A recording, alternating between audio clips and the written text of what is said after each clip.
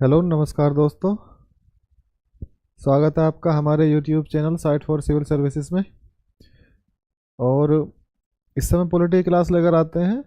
आज थोड़ा सा लेट हो गए 5-4 मिनट। ठीक है, तो बढ़ते हैं इस क्लास को लेकर आगे। जुड़ जाइए सभी लोग धीरे धीरे।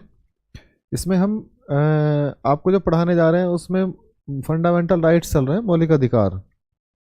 तो हमने इससे पहले का मौलिक अधिकारों का जो इसका बेसिक्स था, मौलिक अधिकार क्यों अपनाए गए हैं, उनका हिस्टोरिकल बैकग्राउंड क्या था, वो किससे जुड़े हुए हैं, किस देश से हमने इनको अपने देश के संविधान में ऐड किया है, उसके कारण क्या रहे हैं, सब चीज़ें हमने पढ़ ली हैं। और हमने ये भी देख लिया कि मौलिक अधिकारों को लेकर कहाँ विवाद होता है, कहाँ ये विदेशियों के लिए मान्य है और कहाँ भारतीयों के लिए, कहाँ दोनों में इसमें डिफरेंस है। हमने ये भी पढ़ लिया है कि कहाँ इनका निलंबन हो जाता है और कहाँ इन्हें लागू रहने दिया जाता है। इसके साथ ही हमने एक पॉइंट और पढ़ा था, जिसमें पढ़ा था कि ये राज्य के विरुद्ध संरक्षण है। राज्य के विरुद्ध किसका संरक्षण है? लोगों के लिए किसका? राज्य का ही। अर्थात राज्य जब लोगों को परेशान करेगा या उनके मौलिक अधिकारों का उल्लंघन करेगा तो उसके लिए न्यायपालिका बैठी है और आप वहाँ पे जाके अपने अधिकारों का जो हनन हुआ है उसके लिए मांग कर सकते हैं, अपने लिए न्याय की मांग की जा सकती है।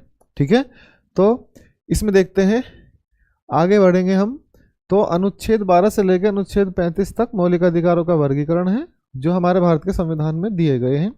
ये भारत के संविधान के भाग 3 के अंतर्गत आते हैं और इसी भाग 3 में अनुच्छेद 12 से 35 तक मौलिक अधिकार दिए गए हैं। इन मौलिक अधिकारों में सबसे पहले जो अनुच्छेद 12 है उसमें भारत के संविधान में अनुच्छेद 12 में राज्य की परिभाषा दी गई है। राज्य की परिभाषा का मतलब क्या है, उसमें पहले ये समझाया गया है कि राज्य किसे कहते हैं और राज्य से आप क्या समझते हैं। ठीक, राज्य में कौन कौन सी संस्थाएं आती हैं और कौन सी संस्थाएं राज्य के नियंत्रण से बाहर हैं। क्यों? क्योंकि जब मौलिक अधिकारों का उल्लंघन होगा तो आपको ये तो पता होना चाहिए कि ये उल्लंघन राज्य ने किया है या किसी प्राइवेट व्यक्ति ने किया है। तो अगर मौलिक अधिकारों का उल्लंघन राज्य करता है तो आपको ये पता होना चाहिए कि राज्य क्या है, राज्य किसे कहा जाता है, तो हम किस पर केस करेंगे। तो ये कैसे पता लगेगा कि मौलिक अधिकारों का उल्लंघन राज्य ने किया है या किसी व्यक्ति ने। तो अनुच्छेद 12 क्या कहता है? राज्य की परिभाषा देता है। तो देखिए, हमने आपको बताया है इससे पहले जो पॉइंट पढ़ा था हमने, तो इस टॉपिक में एक चीज़ दी गई है सिंपल सा। इसमें लिखा गया है कि जो राज्य के विरुद्ध संरक्षण है, कि जो मौलिक अधिकार किसके विरुद्ध संरक्षण है? राज्य के विरुद्ध संरक्षण है। तो मौलिक अधिकार जब राज्य के विरुद्ध संरक्षण है तो हमें ये देखना होगा कि राज्य क्या होगा। ठीक है, तो सिंपल सी बातों में राज्य को समझ लेंगे कि राज्य किसे कहते हैं। तो सबसे ऊपर इसमें यही लिखा हुआ है, जैसा कि विदित है कि संविधान के भाग 3 में निहित मौलिक अधिकारों के विरुद्ध प्राप्त हैं। तो निहित मूल अधिकार किसके? राज्य के विरुद्ध प्राप्त हैं। तो आपके जो मौलिक अधिकार हैं वे किसके विरुद्ध प्राप्त है? राज्य के विरुद्ध। अब अनुच्छेद 12 संविधान के भाग 3 के प्रयोजन के लिए राज्य शब्द की परिभाषा करता है। तो अनुच्छेद 12 बताएगा कि राज्य किसे कहा जाता है। ठीक है, इसी में जो परिभाषा दी गई है उसी को हमें समझना है, देखना है। यह परिभाषा संविधान के अन्य अनुच्छेद में प्रयुक्त राज्य शब्द पर लागू नहीं होती। इस बात को आप ध्यान में रखिए कि भारत के संविधान में जो अनुच्छेद 12 में राज्य की परिभाषा दी गई है, साफ साफ लिखा हुआ है कि यह संविधान के अन्य अनुच्छेदों के लिए प्रयुक्त नहीं होगी। ठीक है, अनुच्छेद 12 के अनुसार राज्य शब्द के अंतर्गत निम्नलिखित चीजें शामिल हैं। तो राज्य शब्द के अंतर्गत निम्नलिखित चीजों में क्या शामिल है उसको हमें समझना है। ठीक है, तो देखिए, राज्य एक प्रकार की संस्था होती है। राज्य क्या है? एक प्रकार की संस्था है। तो देखिए, मौलिक अधिकारों का उल्लंघन और उनका हनन कैसे होता है आपको इसे समझना है। तो सबसे पहले आप देखेंगे कि यह है आपका, ये ए नाम का कोई व्यक्ति है, ये है व्यक्ति, और ये है आपका राज्य। इसको मैं बी नहीं लिखता, मैं इसको स्टेट लिख लूंगा, तो मैं इसको दोबारा लिखना पड़ेगा। यह आपका ए नाम का व्यक्ति है और यह आपका स्टेट या राज्य कह सकते हैं आप। ये स्टेट का मतलब ये उत्तर प्रदेश या मध्य प्रदेश से नहीं है, स्टेट का मतलब है भारत। तो ये स्टेट और राज्य के बीच में कॉन्ट्राडिक्शन पैदा होता है। तो इनके बीच में जो विवाद पैदा होगा, इनके बीच में जो कॉन्ट्राडिक्शन पैदा होगा वो किसको लेकर होता है? वो होता है अधिकारों को लेकर। किनको लेकर? अधिकारों को लेकर। अब अधिकारों को लेकर अगर कॉन्ट्रडिक्शन पैदा हुआ, अधिकारों को लेकर अगर दोनों के बीच में विभेद उत्पन्न होता है, तो ये तो सामान्य सी बात है कि पीड़ित इसमें व्यक्ति ही होगा। क्यों? क्योंकि राज्य के अधिकार का कोई उल्लंघन नहीं कर सकता। तो जो ताकतवर है वो कमजोर का अधिकारों का उल्लंघन करेगा। अब देखिए, ए व्यक्ति के अधिकारों का उल्लंघन किसने किया? राज्य ने। अब ये पता होना चाहिए ए व्यक्ति को ये राज्य है या कोई व्यक्ति है, कोई प्राइवेट संस्था है या कोई सरकारी संस्था है। ठीक है। अब इनके बीच में जो विवाद हुआ अधिकारों को लेकर, तो इसको कौन से अधिकारों को लेकर? मौलिक अधिकारों को लेकर, जिन्हें फंडामेंटल राइट्स कहते हैं। एफडी, फंडामेंटल राइट्स कहा जाता है। अब जब मौलिक अधिकारों का उल्लंघन होगा तो इसको उल्लंघन के लिए कौन बैठी है? न्यायपालिका। कौन बैठा है? न्यायपालिका। तो न्यायपालिका में न्याय की मांग करी जाएगी। तो न्यायपालिका ये तय करेगी कि अगर व्यक्ति के अधिकारों का उल्लंघन हो रहा है तो उसकी प्रक्रिया को या उसकी क्रिया को जो राज्य के द्वारा की जा रही है उसे अवैध घोषित किया जा सकता है। इसी को कहते हैं मौलिक अधिकारों का संरक्षण। ठीक है। अब देखिए, इसमें हमें ये तय करना है कि अनुच्छेद 12 के अनुसार राज्य शब्द के अंतर्गत कौन कौन सी चीजें इसमें शामिल है, हमें इसको देखना है। अब देखिए, आगे चलते हैं कि इसमें क्या क्या शामिल है राज्य में। तो देखिए, राज्य में क्या शामिल है? सीधा सीधा लिखा है भारत सरकार एवं संसद। तो राज्य में क्या शामिल है? भारत सरकार और संसद। तो भारत सरकार से क्या आशय है? भारत सरकार जो आपकी कार्यपालिका है, भारत सरकार जो आपकी कार्यपालिका है, तो कार्यपालिका आपके कार्यों का उल्लंघन करेगी या फिर संसद के माध्यम से, विधायिका के माध्यम से। आपके मौलिक अधिकारों का उल्लंघन संसद के माध्यम से होता है या सरकार के माध्यम से होता है। तो सरकार और संसद क्या है? दोनों ही राज्य हैं। तो सरकार और संसद ये क्या रहेंगे? ये राज्य की परिभाषा में आएंगे। तो अगर इनमें से कोई भी मौलिक अधिकारों का उल्लंघन करता है तो वो अनुच्छेद 12 के अंतर्गत रखा जाएगा। सबसे पहली बात ये है। दूसरा, राज्य सरकार और विधानमंडल। राज्य सरकार कौन सी है? स्टेट गवर्नमेंट जो होती है आपकी, जैसे यूपी है, जैसे उत्तर प्रदेश है, और उत्तर प्रदेश की विधानसभा है। भाई ये सिंपल सा है, ये केंद्र के लिए है और ये राज्यों के लिए है। तो राज्य और उनकी विधानसभाएं, केंद्र और केंद्र की संसद, यानी कि केंद्र सरकार और उसकी संसद। सभी स्थानीय प्राधिकारी। अब स्थानीय प्राधिकारी कौन होता है, इसको हमें समझना है। स्थानीय प्राधिकारी का मतलब समझिए क्षेत्रीय अथॉरिटी, या क्षेत्रीय अथॉरिटी कह सकते हैं, या क्षेत्रीय सरकार भी कह सकते हैं आप इसे, या क्षेत्रीय सरकार का हिस्सा। क्षेत्रीय अथॉरिटीज या क्षेत्रीय सरकारें, जैसे नगर पालिका है, नगर निगम है, ग्राम पंचायत, क्षेत्र पंचायत, जिला पंचायत, ये सब किस में आती है? क्षेत्र सरकारों में। अब अन्य प्राधिकारी, अन्य प्राधिकारी से क्या मतलब है? अन्य प्राधिकारी का मतलब है कि सरकार से फंडेड, सरकार के सहयोग से या सरकार के नियंत्रण में या सरकार के द्वारा सौंपे गए किसी कार्य को जब किसी संस्था के द्वारा फॉलो किया जाता है और उस समय अगर लोगों के मौलिक अधिकारों का उल्लंघन होता है तो वो राज्य के अंतर्गत रखा जाएगा, उसे प्राइवेट संस्था नहीं माना जाएगा। इसे विस्तार से देखते हैं, आइए। तो देखिए, ये आपको समझ आएगा, एक बार फिर देख लीजिए। भारत में अनुच्छेद 12 के अंतर्गत राज्य का मतलब क्या है? भारत सरकार और संसद, राज्य सरकार और विधानमंडल, और सभी स्थानीय प्राधिकारी मतलब जो क्षेत्रीय पंचायतें हैं, नगर निगम वगैरह, और अन्य प्राधिकारी मतलब राज्य सरकार से सहयोग से, फंड से या उसके द्वारा सौंपे गए किसी कार्य से किसी संस्था को जब इसमें शामिल किया जाता है तो उसे क्या कहते हैं? अन्य प्राधिकारी कहा जाता है। अब पहले देखिए, स्थानीय प्राधिकारी किसे कहते हैं? स्थानीय प्राधिकारी कौन है? तो अनुच्छेद 12 के संदर्भ में इसको समझेंगे। अनुच्छेद 12 के संदर्भ में, अनुच्छेद 12 के संदर्भ में प्राधिकारी शब्द का अर्थ है जिन्हें विधि, उपविधि, जिन्हें विधि और उपविधि, आदेश, अधिसूचना आदि के निर्माण या जारी करने की शक्ति होती है। अब कोई विधि, उपविधि, आदेश, अधिसूचना जारी किया जाता है किसके माध्यम से? जो क्षेत्रीय सरकारों के हिस्से होते हैं। ठीक है, या और साथ ही उसे परिवर्तित करने का भी अधिकार होता है। तो जब किसी संस्था के द्वारा या प्राधिकरण के द्वारा जिसे विधि, उपविधि, आदेश और अधिसूचना के निर्माण की शक्ति प्राप्त है, या उसे परिवर्तित करने का मतलब होता है उसे वापस कर लेने का, चेंज करने की शक्ति प्राप्त होती है, तो उसे क्या कहते हैं, स्थानीय प्राधिकारी कहा जाता है। यदि किसी अधिकारी को ऐसी शक्ति प्राप्त है तो वह राज्य की परिभाषा के अंतर्गत आएगा। ये तो हो गई संस्था। लेकिन अगर कोई अधिकारी भी ऐसा है, व्यक्ति भी कोई ऐसा है, अगर उस व्यक्ति में ये चीज़ें निहित हैं कि वो राज्य की, तो वो किसकी परिभाषा में आएगा, राज्य की परिभाषा में। जैसे डिस्ट्रिक्ट जो मजिस्ट्रेट होता है या कोई चेयरमैन होता है, उसके द्वारा कोई अधिसूचना या कुछ इस प्रकार का कार्य किया जाता है कि लोगों के मौलिक अधिकारों का उल्लंघन हो जाए, तो सिंपल सी बात है कि वहाँ पे क्या होगा, उसे राज्य माना जाएगा। ठीक है, तो उसे राज्य माना जाएगा।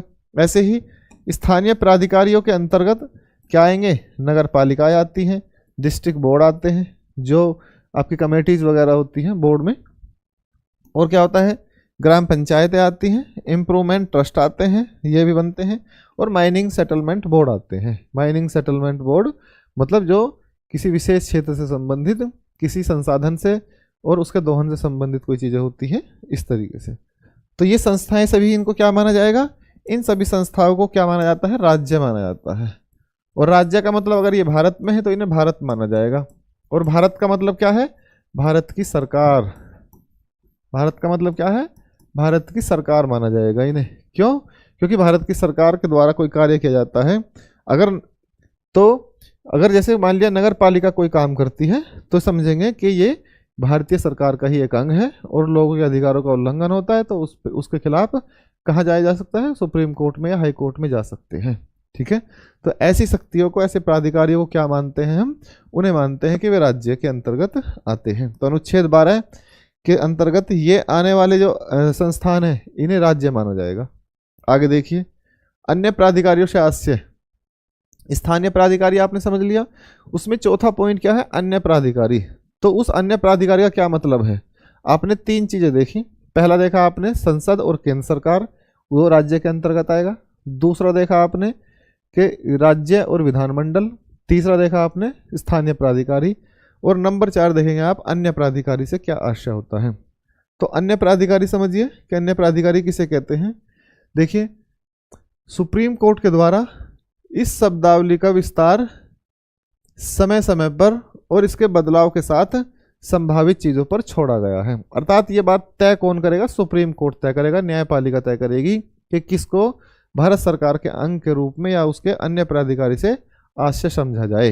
अब देखिए इसमें क्या है, किसी सरकारी आदेश या संसद, कोई सरकारी आदेश है या संसद के द्वारा पारित किसी विधि द्वारा स्थापित निकाय कौन से हो सकते हैं, जैसे LIC है या RBI है। भाई LIC या RBI कैसे बनी, RBI कैसे बनी, विधि द्वारा स्थापित निकाय है ना ये, यानी कि संसद में पहले प्रस्ताव आया, RBI बनी, तभी तो बनी, फिर LIC भी ऐसी ही बनी है। कहने का मतलब भारतीय प्रतिनिधियों ने या भारत सरकार ने इसका निर्माण किया है। तो ये या तो ये किसी सरकारी आदेश से बनी है या संसद के द्वारा पारित किसी विधि से बनी है या कानून से बनी है, तो उसे भी क्या माना जाएगा, उसे अन्य प्राधिकारियों में भारत सरकार का अंग माना जाएगा और उसी को हम क्या कहेंगे, भारत सरकार। या ऐसे निकाय जो सरकार के प्रभावी वित्तीय नियंत्रण में वित्तीय सहायता पर निर्भर हो, अर्थात जो सरकार उसे फंड देती हो, या कोई ऐसी संस्था जो डायरेक्ट सरकार के पैसे से चलती है, उसे क्या कहेंगे कि वो भी राज्य का अंग मानी जाएगी। उसे भी हम अन्य प्राधिकारियों में राज्य का अंग मानेंगे। उसके द्वारा भी अगर कोई विधि के माध्यम से या उसके द्वारा लागू किया गया कोई कानून लोगों के अधिकारों का संरक्षण करता है, तो उसे सीधा सीधा उल्लंघन माना जाएगा। किसका, राज्य के द्वारा उल्लंघन माना जाएगा। तो सार्वजनिक महत्व के लिए कार्य करने वाले निकाय, सार्वजनिक महत्व का मतलब है, सार्वजनिक महत्व का क्या मतलब है, सरकार है। ठीक है, तो इस प्रकार से वो प्राइवेट नहीं होना चाहिए बस, ठीक है, तो उसे भी राज्य माना जाता है। तो आपने सीधे सीधे देख लिया कि राज्य किसे माना जाता है। अब अनुच्छेद 12 में जो संस्थाएं दी गई हैं उन्हें राज्य के अंतर्गत माना जाता है। तो हमने आपको एक बात बताई है इसमें कि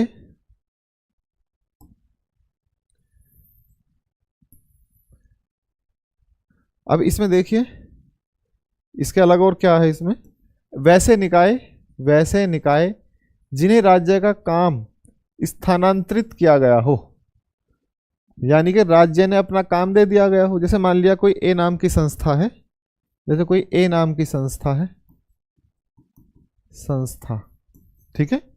अब ये संस्था क्या करती है, मान लेते हैं ये संस्था क्षेत्रीय स्तर पर, क्षेत्रीय स्तर पर किसके कह सकते हैं,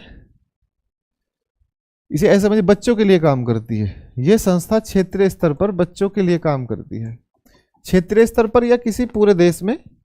जैसे मान लिया हो सकता है इसका क्षेत्र पूरा देश भी हो सकता है, या कोई स्टेट विशेष भी हो सकता है, या कोई विशेष क्षेत्र हो सकता है। तो ये ए नाम की संस्था है, बच्चों के लिए काम करती है। अब सरकार की नज़र में आई, सरकार ने इसे फंड देना शुरू कर दिया, ठीक है। सरकार से ये फंड लेते हैं, ठीक।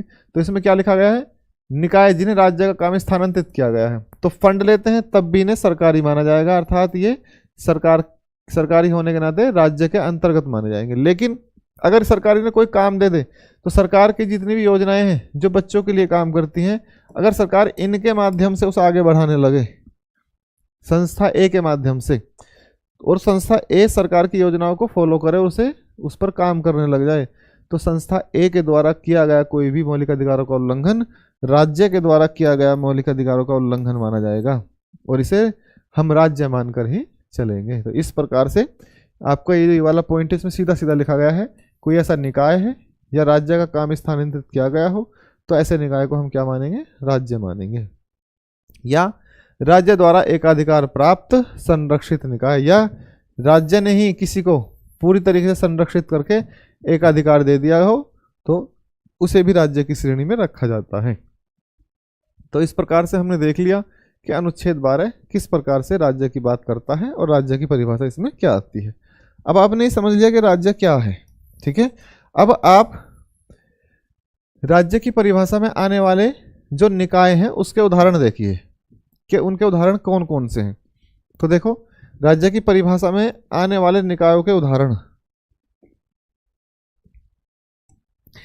में क्या क्या है। देखो सबसे पहले हम क्या देखेंगे, जैसे राज्य की परिभाषा में आने वाले निकायों के उदाहरण, तो राष्ट्रीय बैंक, जितने भी राष्ट्रीय बैंक हैं उन्हें क्या मानेंगे हम, उन्हें राज्य मानेंगे, ठीक है। तो ऊपर ही लिखा है राज्य की परिभाषा में। तो राष्ट्रीय बैंक कैसे बना है, या तो वो सरकारी आदेश से बना होगा या संसद में पारित बिल के आधार पर उसे बैंक का दर्जा दिया गया होगा। तो सिंपल सी बात है, सरकार से वो नियंत्रित है, तो इसे क्या माना जाएगा, ये भी राज्य के दर्जे में आएगा, अर्थात इसे भी हम राज्य कहेंगे। दूसरा भारतीय खाद्य निगम, तो ये पूरी तरीके से पब्लिक सेक्टर यूनिट है, यानी कि सरकारी है, तो सरकारी होने के लिए नाते इसे भी हम राज्य मानेंगे, ठीक है। ये उदाहरण है, केवल ये ही नहीं है, इस प्रकार के उदाहरण दिए गए हैं।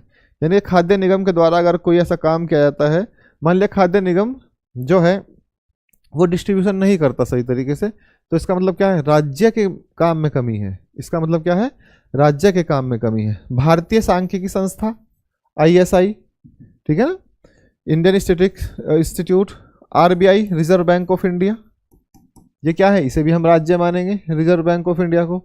LIC life insurance corporation, LIC life insurance corporation, इसे भी हम क्या मानेंगे, इसे भी हम राज्य ही मानेंगे। ONGC oil and natural gas है ना, ONGC है ये, ऑयल एंड नेचुरल गैस है, ONGC है। शेल है steel authority of India limited, ये भी राज्य है। ICAR है इंडियन एग्रीकल्चर रिसर्च इंस्टीट्यूट, या तो ये क्या, भारतीय कृषि अनुसंधान परिषद कह लीजिए, संस्थान कह लीजिए, एक ही बात है। CSIR वैज्ञानिक और औद्योगिक अनुसंधान परिषद। तो इस प्रकार के इत्यादि इसके साथ और भी जुड़े हुए हैं, ऐसा नहीं कि केवल इन्हीं की बात करते हैं। जैसे मान लिया मैं पुलिस की बात करूं, पुलिस, तो पुलिस क्या है, पुलिस पूरी तरीके से राज्य है, तो पुलिस भी तो राज्य ही है। तो अगर पुलिस के द्वारा आप पे अत्याचार किया जाता है तो वो अत्याचार कौन कर रहा है, वो राज्य के द्वारा अत्याचार किया जा रहा है, ठीक है। तो इस प्रकार से भारत के संविधान में अनुच्छेद 12 में राज्य की परिभाषा को परिभाषित किया गया है। क्यों, क्योंकि पुलिस पूरी तरीके से राज्य का अंग है, और पुलिस के द्वारा किसी भी एक व्यक्ति के या किसी संस्था के अगर अधिकारों का अतिक्रमण होता है तो सीधे वो राज्य के द्वारा किया गया अतिक्रमण माना जाएगा, और उसके खिलाफ आप सीधे सुप्रीम कोर्ट और हाई कोर्ट जा सकते हैं, ठीक है। किसी पुलिस के द्वारा या डीएम ऑफिस से डीएम कोई इस प्रकार का आदेश जारी कर दे कि लोगों के मौलिक अधिकारों का उल्लंघन हो जाए, तो उसमें वो पर्सन है, वो पर्सन भी राज्य का ही अंग है, तो वो राज्य ही है। ठीक है, तो उसे क्या माना जाएगा? राज्य ही माना जाएगा। और उसके खिलाफ हम सीधे कहाँ जा सकते हैं? उसके खिलाफ सीधे कोर्ट में जाया जा सकता है और अपने अधिकारों का के लिए न्याय मांगा जा सकता है, उनकी मांग की जा सकती है। ठीक है, तो इस प्रकार से देखिए इसमें आपने देखा कि किन किन चीज़ों को इसके अंतर्गत रखा गया है। या आपके तहसील के जो क्षेत्रीय कार्य होते हैं, क्षेत्रीय कार्यालय, जो क्षेत्रीय सरकारी कार्यालय हैं, क्षेत्रीय सरकारी कार्यालय, तो ये क्षेत्रीय सरकारी कार्यालय सभी कैसे हैं? इन्हीं सभी को राज्य माना जाएगा या इन्हीं राज्य का अंग माना जाता है। तो सीधे सीधे अनुच्छेद 12 और उसकी संस्थाएं, राज्य की परिभाषा, उसमें क्या दिया गया है उसको आपने समझ लिया है। ठीक है, तो इस प्रकार से ये क्लास लाइव भी हो गई है, इसको रिकॉर्डेड क्लास में भी मैं डाल दूंगा। और अनुच्छेद 12 को आपने समझ लिया है। अनुच्छेद 13 को हम कल पढ़ेंगे कि अनुच्छेद 13 क्या होता है, उससे संबंधित बातें आप को अगली क्लास में देखते हैं। ठीक है, इसको एक बार छोटा सा फिर से रिवाइज कर लेता हूँ अगर आपको समझना है तो। ठीक, इसमें हमें देखना है कि राज्य किसे कहते हैं या राज्य की परिभाषा के अंतर्गत कौन कौन चीज़ें आती हैं। तो देखिए अनुच्छेद 12 में सीधा सीधा कहा गया है राज्य की परिभाषा। तो मौलिक अधिकारों में अनुच्छेद 12 को ऐसे पढ़ेंगे, राज्य शब्द की परिभाषा। देखिए जैसा कि विदित है कि संविधान के भाग 3 में मौलिक अधिकारों के विरुद्ध, मौलिक अधिकार राज्य के विरुद्ध प्राप्त हैं। तो ये तो आपको पता ही है, इसको पढ़ने की कोई ज़्यादा जरूरत नहीं है। तो राज्य शब्द के अंतर्गत निम्नलिखित में से क्या क्या आते हैं? देखिए, भारत सरकार एवं संसद, राज्य सरकार एवं विधानमंडल, सभी स्थानीय प्राधिकारी और अन्य प्राधिकारी इसके अंतर्गत आते हैं। तो इसमें देखिए स्थानीय प्राधिकारी से क्या समझते हैं? अनुच्छेद 12 के संदर्भ में प्राधिकारी शब्द का अर्थ है, प्राधिकारी शब्द का क्या अर्थ है? जो विधि, उपविधि या कोई आदेश, अधिसूचना आदि का निर्माण का अधिकार रखता है या उसे परिवर्तित करने का या उसे चेंज करने का अधिकार रखता है, उसे प्राधिकरण या प्राधिकारी कहा जाता है। इसमें कैसे क्षेत्रीय प्राधिकारियों में या स्थानीय प्राधिकारियों में क्या आता है? नगर पालिका, डिस्ट्रिक्ट बोर्ड, ग्राम panchayat, improvement trust, mining settlement board इत्यादि। इससे क्या आशय है अन्य प्राधिकारी से? सुप्रीम कोर्ट के द्वारा शब्दावली जो दी गई है उनके आधार पर देखिए, किसी सरकारी आदेश या संसद द्वारा पारित किसी विधि द्वारा स्थापित कोई निकाय है, जैसे LIC है और RBI है, उसे हम इसके अंतर्गत रखेंगे। ऐसे निकाय जो सरकार के प्रभावी वित्तीय नियंत्रण, वित्तीय सहायता पर निर्भर हो, अर्थात सरकार उन्हें फंड देती हो, सरकार के पैसे से चलते हो, वो राज्य का अंग माने जाएंगे, अर्थात उन्हें राज्य ही माना जाएगा। सार्वजनिक महत्व के लिए कार्य करने वाले निकाय, उन्हें भी राज्य ही माना जाता है। वैसे निकाय जिन्हें राज्य का काम स्थानांतरित किया गया हो, उन्हें भी राज्य माना जाएगा। या फिर राज्य ने उन्हें कोई एकाधिकार दे रखा हो, तो उन्हें भी हम राज्य ही मानेंगे। तो राज्य की परिभाषा में आने वाले निकायों के उदाहरण क्या है? देखिए, जैसे राष्ट्रीय बैंक है, भारतीय खाद्य निगम है, भारतीय सांख्यिकी संस्थान है, RBI है, LIC है, ONGC है, ऑयल एंड नेचुरल गैस, ये C है, SAIL, steel authority of India limited, ICAR, भारतीय कृषि अनुसंधान परिषद, CSIR, वैज्ञानिक एवं औद्योगिक अनुसंधान परिषद। इस प्रकार से आपने देखा कि कैसे जो राज्य है और उसकी परिभाषा या उनके जो अंग हैं वो किस प्रकार से राज्य के अंतर्गत रखे जाते हैं। ठीक, अब इसमें एक छोटी सी चीज़ है, अनुच्छेद 13 को पढ़ने से पहले हमें एक चीज़ और पढ़नी है। हमने इतना तो पढ़ लिया कि CSIR, ICAR या स्टील अथॉरिटी ऑफ इंडिया राज्य के अंग या राज्य माने जाएंगे, लेकिन फिर राज्य क्या नहीं होगा? देखिए, तो प्राइवेट व्यक्ति जो होगा वो राज्य नहीं होगा। लेकिन हमने आज तक एक बात पढ़ी है कि जो आपकी राज्य है या आपकी सरकार होती है उसके 3 अंग होते हैं। क्या? एक तो होता है आपका कार्यपालिका, एक होती है आपकी कार्यपालिका, एक होती है आपकी विधायिका और एक होती है आपकी न्यायपालिका। न्यायपालिका हमारे भारत के ये क्या है? 3 पिलर हैं संविधान के। न्यायपालिका या हमारे लोकतंत्र के ये 3 पिलर हैं। तो न्यायपालिका, कार्यपालिका और विधायिका। तो इसमें कार्यपालिका और विधायिका को तो हमने राज्य मान लिया, क्योंकि अनुच्छेद 12 में सीधा सीधा लिखा हुआ है केंद्र सरकार और संसद, राज्य सरकार और विधानमंडल, ये राज्य के अंग या राज्य माने जाएंगे। लेकिन कहीं भी न्यायपालिका नहीं लिखा हुआ है, तो क्या न्यायपालिका राज्य का अंग है? ये बात अब डिबेट किया जाती है। तो इसमें लॉजिक लगा के देखिए कि क्या हम न्यायपालिका को राज्य माने या ना माने। अब क्योंकि न्यायपालिका के द्वारा भी तो लोगों के अधिकारों का हनन हो सकता है। अमित मोतला, नमस्कार। नमस्कार अमित। ठीक है, तो जो न्यायपालिका है वो भी राज्य के लोगों के अधिकारों का हनन कर सकती है। तो सीधा सीधा पढ़िए, फिर आपको समझाता हूं इसको। क्योंकि न्यायपालिका नागरिकों के अधिकारों को सीधे लागू करने वाला अंग नहीं है। सरकार क्या करती है, सीधे संसद में कानून बनाया और कार्यपालिका के माध्यम से उसे लागू करवा देती है पूरे देश में।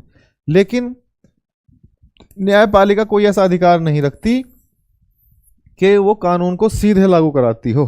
ठीक है, क्योंकि वो कोई ऐसा अंग है ही नहीं सरकार का। तो न्यायपालिका के अधीन प्रशासनिक व्यवस्था में प्राधिकारियों के हनन की संभावना, तो न्यायपालिका के अधीन जो हनन की संभावना होती है वो बहुत ना के बराबर होती है। कैसे होती है उसको हम अभी अब पढ़ेंगे। देखिए, न्यायिक सक्रियता से जुड़े कदम, उससे कोई संभावित ऐसा कदम उठ जाए कि लोगों के मौलिक अधिकारों का हनन हो जाए। क्यों? क्योंकि विधायिका और कार्यपालिका के काम में हस्तक्षेप करती है। कौन? न्यायपालिका। जैसे मान लिया इसमें न्यायिक सक्रियता आ जाती है, इसमें न्यायिक सक्रियता आ जाती है, इसमें न्यायिक सक्रियता आ जाती है। अभी आपको ये सही से समझ नहीं आया होगा, मैं आपको इसे दोबारा से सही से समझाता हूं। देखो, इसको क्लीन कर लेता हूं। जो आपकी न्यायपालिका है, जो आपकी न्यायपालिका है, न्यायपालिका ये दो तरीके से काम करती है न्यायपालिका। एक काम होता है इसका संरक्षण। संरक्षण किसका? संरक्षण संविधान का। न्यायपालिका यानी कि सुप्रीम कोर्ट किसका संरक्षक है? संविधान का संरक्षक है। दूसरा इसका क्या काम है? इसका खुद का ही प्रशासनिक कार्य, इसका खुद का ही प्रशासनिक कार्य। अब अगर ये सामान्य तरीके से संरक्षण करता है तो तब तो इसे राज्य नहीं माना जाएगा। लेकिन अगर न्यायिक सक्रियता को आगे बढ़ा दे, ये न्यायिक सक्रियता का यूज कर ले, न्यायिक सक्रियता, जुडिशियल एक्टिविज्म, अगर जुडिशियल एक्टिविज्म सामने आने लगे तो लोगों के अधिकारों का हनन हो सकता है। कैसे? जैसे सरकार के या संसद के किसी काम में ये टांग अड़ा दे। अब ये टांग कैसे अड़ाएगा? देखो कैसे अड़ाता है। एक एग्जाम्पल सुनो। अभी मणिपुर में दंगा हुआ है, ठीक है, हाल ही में चर्चा में रहा कई महीने पीछे मणिपुर। वहां पे दो संप्रदायों के बीच में रिजर्वेशन को लेकर कोई समस्या पैदा हुई सरकार के किसी डिसीजन के बावजूद। ठीक है, तो अब वहां पे इंसर्जेंसी बहुत ज्यादा बढ़ गई, लोगों के मौलिक अधिकार बहुत तेजी से हनन होने लगे, पुलिस और सेना एक्टिव हो गई और लोगों के मौलिक अधिकार धीरे धीरे समाप्त कर दिए गए। धीरे धीरे का मतलब है जब लोगों को बंदी ही बना लिया गया तो उनके मौलिक अधिकार समाप्त हो गए। सिंपल सी बात है। अब क्या होता है, न्यायपालिका बैठ के तमाशा देख रही है। न्यायपालिका देख रही है कि ना तो संसद कोई काम कर रही है, ना ही सरकार कोई काम कर रही है। और न्यायपालिका का काम ये है कि वो मौलिक अधिकारों को संरक्षण करेगा। महिलाओं को नंगा घुमाया गया, ठीक है, पुरुषों को गोली मारी गई सीधे सीधे, बच्चों के साथ में बहुत ही दुर्व्यवहार किया गया। तो इस प्रकार की घटनाएं सामने आने लगी, सोशल मीडिया में फैलने लगी, सरकार के कान पे कोई जो ही नहीं रह रही है। तो इस प्रकार से अगर लोगों के जीवन का अनुच्छेद 21 का भी सीधा उल्लंघन हो रहा है तो सुप्रीम कोर्ट सीधे आगे बढ़ के कहता है कि या तो एक्शन लीजिए, नहीं तो फिर हमें कोई एक्शन लेना पड़ेगा। इसे कहते हैं सक्रियता। लेकिन अगर न्यायपालिका आगे आकर कोई ऐसा काम या कोई ऐसा डिसीजन दे दे अपने आप ही कि वहाँ के लोगों को कुछ राहत मिले, या उल्टा कोई काम पड़ जाए लोगों पर, या उल्टा उन पर कोई इस प्रकार का इफेक्ट हो जाए कि उनके किसी दूसरे संप्रदाय के मौलिक अधिकार को हनन हो जाए, तो इस न्यायिक सक्रियता के अंतर्गत किसी भी अधिकार का उल्लंघन होता है तो इसे राज्य माना जाएगा। लेकिन ये बात भी न्यायपालिका तय करेगी कि इसे राज्य माना जाएगा या नहीं माना जाएगा। इसलिए ये आज तक डिबेट का विषय है कि न्यायपालिका राज्य का अंग है या नहीं। लेकिन अभी आपको ये मानना है कि न्यायपालिका राज्य का अंग नहीं है अनुच्छेद 12 के अंतर्गत। ठीक है, तो अनुच्छेद 12 न्यायपालिका को राज्य का अंग या राज्य नहीं मानता। तो न्यायिक सक्रियता के माध्यम से ये सरकार के और संसद के काम में हस्तक्षेप करती है, तो तब लोगों के मौलिक अधिकारों का उल्लंघन हो सकता है। या इस न्यायपालिका के खुद के ढांचे में, जो इसका प्रशासनिक ढांचा है, उसमें जो लोग काम करते हैं, वहां लोगों के मौलिक अधिकारों का उल्लंघन हो सकता है। तो वहां भी तो फिर इसको राज्य माना जाना चाहिए, लेकिन ये बात न्यायपालिका ही बताएगी कि वो राज्य है या नहीं है। तो इस प्रकार से, क्यों? क्योंकि न्यायपालिका के विरुद्ध भी न्यायपालिका में जाते हैं लोग, तो वहाँ पे वो डिबेटेबल हो जाता है। और अभी इसकी कोई ऐसी कोई मतलब ऐसा कोई डिसीजन नहीं आया कि न्यायपालिका को राज्य माना जाए। इसलिए जब तक हमें यही मान के चलना है कि न्यायपालिका राज्य का अंग नहीं है या राज्य नहीं मानी जाती। किसके अनुसार? अनुच्छेद 12 के अनुसार। अब देखिए, इसमें एक छोटा सा मैं आपको अमेरिका का उदाहरण दे देता हूँ कि अमेरिका में कैसा है। अमेरिका में न्यायपालिका को राज्य का अंग माना गया है या नहीं माना गया, इस प्रकार से। तो अमेरिका में 14वें संशोधन का संरक्षण, यानी कि वहाँ पे संविधान में अनुच्छेद 14 का संरक्षण किया गया। तो न्यायपालिका के कार्यों के विरुद्ध भी प्राप्त या अधिकार दिए गए। तो उन्होंने क्या माना? सीधे सीधे अमेरिका में न्यायपालिका को क्या मान लिया?